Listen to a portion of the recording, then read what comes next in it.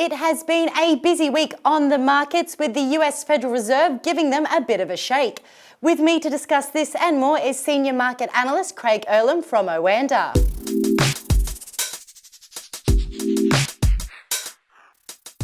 Firstly, Craig, thank you so much for joining us today. Thank you very much for having me.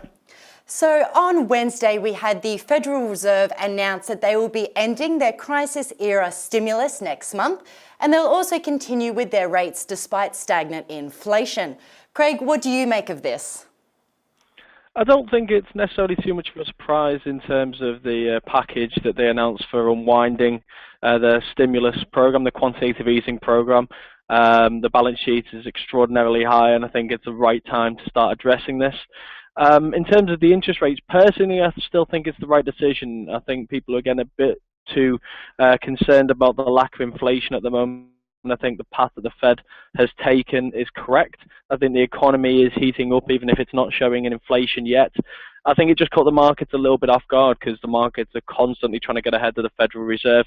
And I think it's good that the Fed is keeping them in check. So I think one more rate hike this year is more than suitable. And I think to an extent Janet Yellen probably feels that she has a responsibility to deliver, because ultimately come February next year she doesn't know if she's going to be at the helm.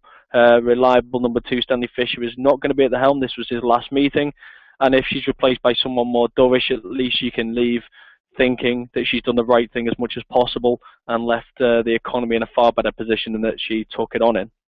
Okay, and looking at the Bank of Japan, where, as expected, they left their monetary policy unchanged, although their latest board member did appear more dovish and actually oppose this decision. So keeping that in mind, do you think we might see some changes from the Bank of Japan sooner than we expected?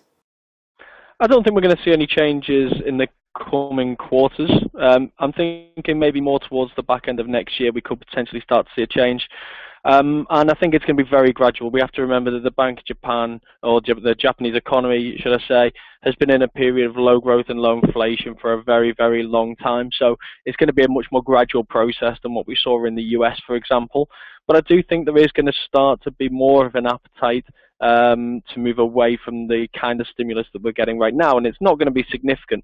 I think maybe we'll see that they'll start to move the yield that they'll target for 10-year Japanese government bonds from 0% say to 0.5.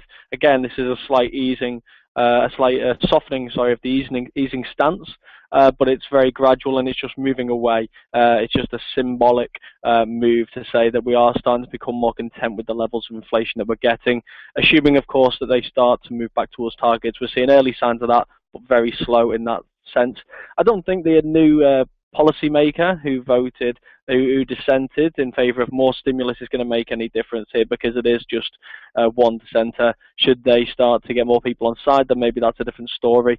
But at the moment, I think the vast majority of policymakers are content with the levels of stimulus which they're currently providing. Okay, and on Thursday, New Zealand released their GDP figures, and it looks that the economy is largely expanding, much in line with the Reserve Bank of New Zealand's forecast. So do you think we could see any moves from the central bank this year? I don't think we will. I think, like you say, the Rbnz seems to be relatively comfortable with how things are progressing. Growth is steady. Inflation's relatively steady. It's still around target, just below 2%.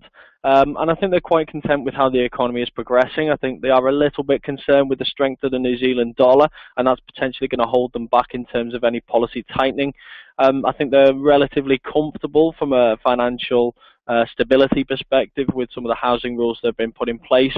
So I think it's going to be a steady-as-she-goes approach from the Rbnz over the coming months. But ultimately, of course, that is going to be reliant to an extent on how the election pans out. Should Labour somehow get a surprise victory, or should the current party fail to form a coalition, then things could change in terms of the makeup of the Rbnz. Of course, that may be a longer-term perspective here, but that will ultimately determine how monetary policy does progress. But from now to the end of the year, I think they're just going to, as I say, I think it's going to be a case of steady as she goes.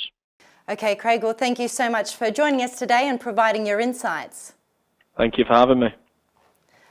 Well, that's all from Craig and I today, but be sure to stay tuned for all of the latest updates on the Forex markets.